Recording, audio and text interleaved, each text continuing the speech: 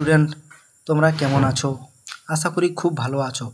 So আমি অনেক দিন পর আজ একটি আয়তক্ষেত্রের একটি ম্যাথ নিয়ে হাজির হয়েছি, যেখানে তোমরা দেখতে পাচ্ছ যে বলা হচ্ছে একটি আয়তক্ষেত্রের দৈর্ঘ্য ও প্রস্থ যথাক্রমে 10 মিটার ও 12 মিটার হলে ক্ষেত্রফল ও পরিসীমা কত?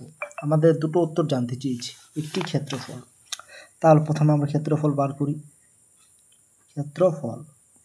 ক্ষেত্রফলের ফর্মুলা কি জানি আমি, অর্থাৎ বলে দিয়েছি এখানে, তোমাদেরকে আগে বেসিকটা জানিয়ে দিচ্ছি। এখানে বলে দিয়েছে এই হচ্ছে একটি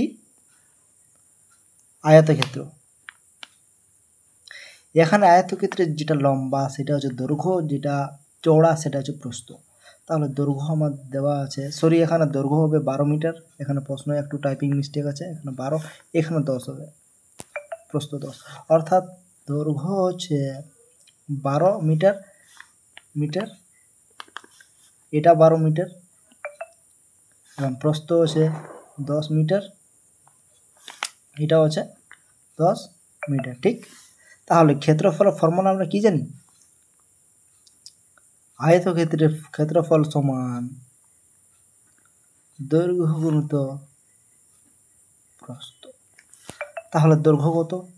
12 মিটার ইন্টু প্রস্থ কত?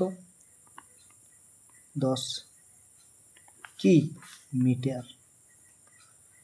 তাহলে 12 × 10 = 120 বর্গ মিটার। এখানে উত্তরটা হবে বর্গ মিটার।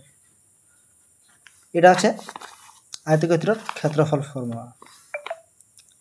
এরপরে আমরা আয়তক্ষেত্রের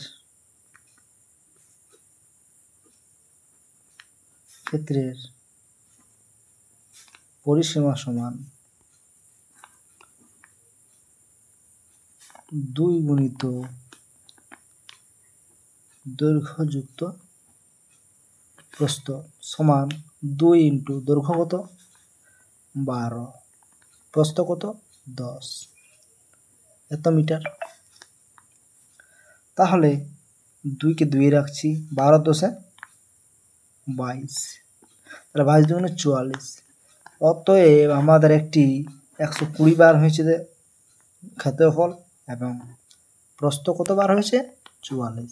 সো এখানে তোমাদের যদি বুঝতে কোনো রকম অসুবিধা হয়ে থাকে তো আমাকে অবশ্যই কমেন্টের মাধ্যমে জানাবে। আশা করি আমি তোমাদের রিপ্লাই দেব।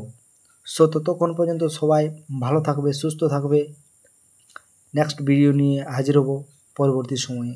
থ্যাংক ইউ, ধন্যবাদ।